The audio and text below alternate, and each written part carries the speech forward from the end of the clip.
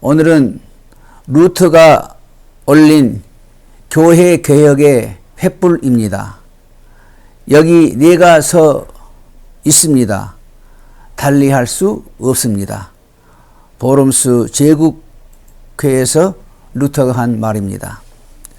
1516년부터 도미니크 회의 수도사 요한 테첼이 면죄부 행상으로 독일 땅을 돌며 능란한 말을 외쳤습니다. 헌금함에 돈이 떨어지는 소리가 나자마자 영혼이 연옥에서 낙원으로 옮겨집니다. 그는 로마의 새로운 큰 성당 건축 자금을 모으기 위한 특사로 면죄부를 팔고 다녔습니다. 면죄부는 12세기 십자군 원정 때 로마 교회가 자금을 확보하기 위해 공식적으로 도입하게 된 제도였습니다. 교회의 재정을 확보하는 수단이 되었습니다.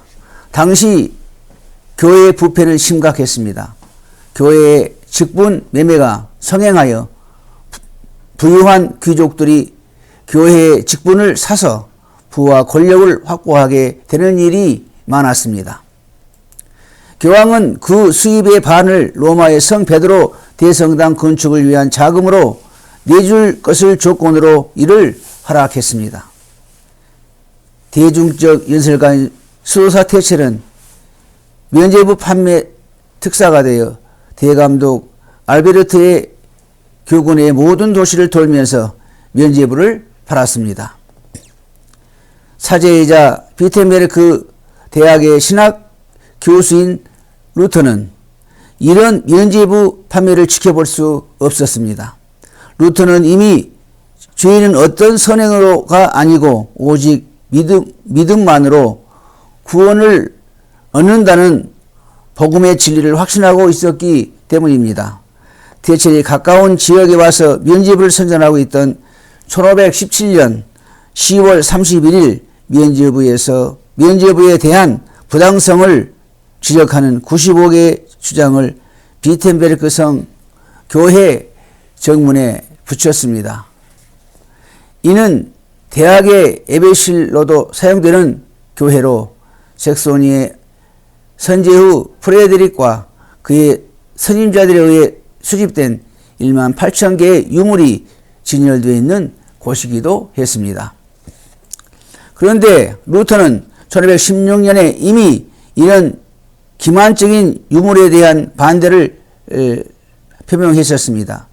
이런 처신은 대학의 재원을 해치는 일이고 그 대학의 교수인 자신의 입장을 위험하게 만드는 일이었습니다. 그러나 루터는 이제는 막연한 교회의 부패를 공적으로 드러내고 토론해야 할 때라고 생각한 것입니다. 비텐베르크 교회 정문은 대학의 게시판으로 사용되어 온 것입니다. 그 주장 가운데 몇 가지를 들면 면죄부 때문에 구원을 받는다고 생각하는 사람들은 어떻게 가르치는 스승과 함께 영원한 저주를 받게 될 것이라고 하고 32번째, 교회의 참된 보화는 성도들의 공덕이 아니라 하나님의 영광과 은혜의 복음이라고 했습니다. 62번째, 이것은 가톨릭 교회의 부패의 핵심을 찌른 것입니다. 루터는 광보의 아들로 태어났으며 그의 아버지는 원래 그가 법률가 되기를 원했습니다. 그러나 그는 자기 옆에 벼락이 떨어져 죽을 뻔한 위기를 겪고 난 후 생각을 바꾸어 어거스틴 수도원에 들어가 수도사가 되고 후에 비텐베르크 대학의 신학 교수가 되었습니다. 그는 거룩하신 하나님 앞에서 자기의 죄를 생각할 때 하나님의 사랑을 기대할 수 없음을 알고 늘 영적 불안을 안고 살게 되었습니다. 선행과 순리를 통해 평안을 얻고자 했지만 얻을 수 없었습니다. 그러던 1515년 어느 날 로마서를 가르치던 중에 그는 하나님의 의에 대한 바른 이해를 위해 밤낮 생각에 잠기게 되었습니다. 그는 마침내 성경이 말하는 하나님의 의는 죄인을 벌하시는 의가 아니라 하나님이 그의 은혜와 자비를 통해 믿음으로 우리를 의롭게 하시는 것이라는 진리를 깨닫게 되었습니다. 그는 이것을 깨달은 순간에 대하여 이렇게 기록했습니다. 그때 나는 거듭나게 되고 열린 문을 통해 낙원에 들어가게 되는 것을 느꼈습니다. 모든 성경은 내게 새로운 의미를 갖게 되었습니다. 특히 오직 의인은 믿음으로 말미암아 살리라. 로마서 1장 17절 말씀은 내게 하늘의 문이 되었습니다. 모든 영적 불안에서 벗어나 믿음으로 자유를 얻는 루터는 이제 교회의 부패에 대하여 담대하게 말할 수 있는 용기를 얻었습니다. 그는 유물 숭배와 면죄부 판매를 비판하고 나섰습니다. 교황은 1520년 6월 15일에 루터의 사상을 정죄하는 칙령을 발표하고 그의 모든 저서를 불태우게 했습니다. 그해 12월 10일 루터는 비텐베르크 대학 학생들, 교수들과 시민들 앞에서 교황의 칙령을 적 그리스도의 저주받을 칙령이라 하고 정죄하며 태워버렸습니다. 1521년 1월 3일에 교황은 루터에 대한 출교 명령을 내렸습니다.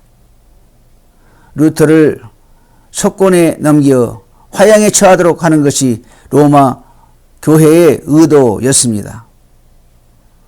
그러나 루터는 그의 주장에 흔들리지 않고 진술을 했습니다. 나의 양심은 하나님의 말씀에 사로잡혀 있습니다. 나는 어떤 것도 취소하기를 원하지 않고 취소할 수도 없습니다. 양심을 저버리며 하는 것은 옳지도 안전하지도 않습니다. 여기 내가 서 있습니다. 달리 할 수 없습니다. 하나님이여 저를 도우소서. 아멘. 이로써 그는 부패한 중세 교회에 교회 횃불을 올리고 독일 귀족들과 농민들에게 독립정신을 불어넣는 독일 민족의 영웅이 되었고 교회 개혁을 시작하는 사람이 되었습니다. 감사합니다.